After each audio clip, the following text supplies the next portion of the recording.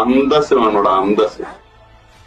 Big boss ഇമാതിരി മര്യാദയുടെ അവിടെ കേട്ടിട്ട് നീയൊക്കെ വായും പൊത്തി ഇതിന് മൊത്തം ക്രൂവും ഏഷ്യാനെറ്റ് ഇരിക്കുന്നുണ്ടെങ്കിൽ നിനക്കൊക്കെ അന്തസ് വേണം.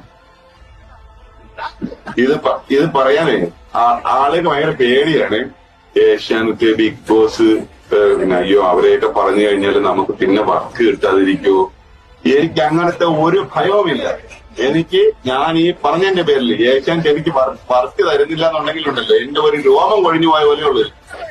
അതുകൊണ്ട് ഞാൻ ധൈര്യമായിട്ട് പറയണം, ഏഷ്യാനെറ്റ് മര്യാദയോടെ കാണിക്കരുത്, ബിഗ് ബോസ് മര്യാദയോടെ കാണിക്കരുത്. വീട്ടിലിരിക്കുന്ന അമ്മയെ ഇമാതിരി പച്ചത്തെറി പറഞ്ഞോടെ നീയൊക്കെ അതിനകത്ത് വെച്ചോണ്ടിരിക്കുന്നത് തിരിച്ച് അതിനകത്ത് നിങ്ങളൊരു വാക്ക് പോലും സംസാരിക്കുന്നില്ല എന്നുണ്ടെങ്കിൽ അതിന്റെ പേര് അന്തസ്സില്ലായ്മയും.